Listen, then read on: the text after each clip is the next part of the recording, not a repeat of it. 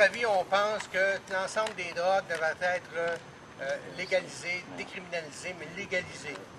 Et qu'il devrait y avoir une approche qui est beaucoup plus une approche de santé, qui est une approche où ça se fait dans l'ouverture, où les substances sont contrôlées, où la distribution en est contrôlée et qui éliminerait naturellement une grosse partie de cette fameuse guerre à la drogue. Parce que la majorité des gens qui sont impliqués dans ces guerres à la drogue-là, c'est toujours le petit, jamais le gros. Ou très rarement le gros, on n'atteint jamais le top. Donc, s'il y avait un contrôle de ces substances-là et s'il y avait une distribution contrôlée de ces substances-là, il n'y aurait pas de monde qui s'injecte ou qui consomme des drogues de piètre qualité. Ils auraient aussi accès à des soins sans avoir peur de le demander pour se faire soigner quand la difficulté arrive. Parce qu'il ne faut pas se le cacher, on peut faire des choix de consommation, on peut consommer, mais il y a aussi des effets qui sont négatifs dans les drogues.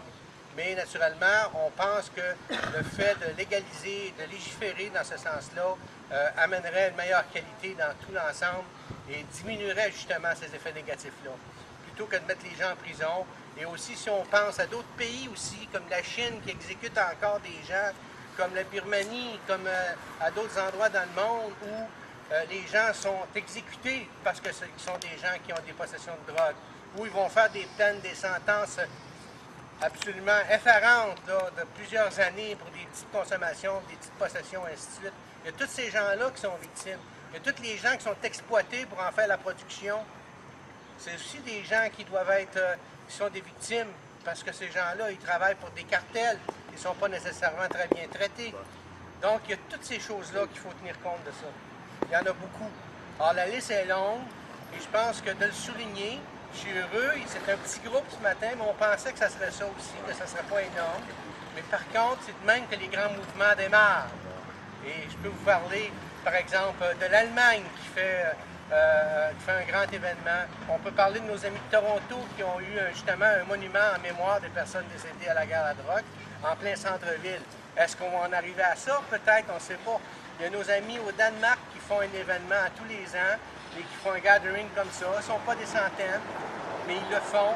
Ils le font avec respect et avec espoir que les choses vont se régler.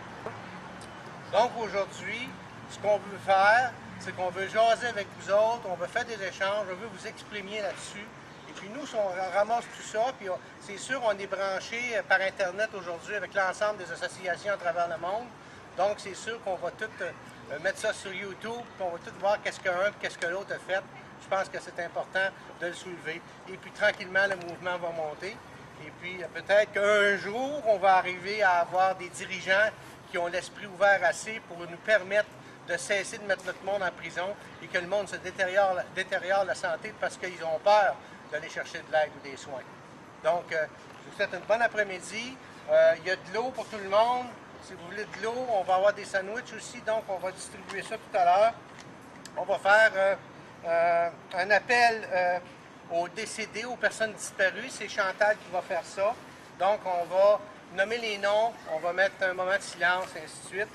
Ensuite de ça, on a fait fabriquer par quelques personnes des étoiles, sur lesquelles il y a des noms, puis on voudrait accrocher ces étoiles-là si on est capable. Les arbres peut-être sont un peu hauts, mais peut-être que le petit bois que là, on pourrait accrocher des étoiles, c'est symbolique. Puis tous et chacun, on va faire ça dans l'humilité et le respect. Après ça, ben, si ça vous le dit, nous, on serait intéressés d'avoir un genre de discussion avec vous autres, des échanges là, bien libéral avec vous autres. Fait que si ça vous intéresse, on peut faire ça. Il faut penser aussi que je reviens un petit peu là, du coq à l'âne, il faut penser aussi que dans certains pays, ils ont déjà énormément de pas en avance de fait sur nous et ils ne sont pas pires dans leur gestion des consommations de la drogue. Au contraire, ils ont des meilleurs résultats, tant qu'ils parlent de la propagation des maladies infectieuses ou encore juste le fait qu'il y a moins de crimes aussi.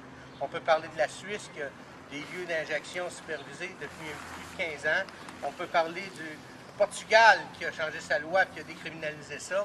Il y en a plusieurs, là, je ne les ai pas tous en mémoire, mais ça, c'est les deux principales qui me reviennent. On peut penser à Copenhague, au Danemark, où ils ont maintenant un lieu d'échange de seringues et ça avance beaucoup plus. un lieu d'injection aussi qui a été implanté. On peut parler de l'Espagne qui a des endroits pour justement les gens peuvent aller s'injecter et avoir des drogues propres. Donc c'est possible d'arriver à faire quelque chose. Il faut tout simplement faire changer l'opinion des gens, faire tomber les stigmas, tous les préjugés qui sont autour de ça pour en arriver à avoir des changements.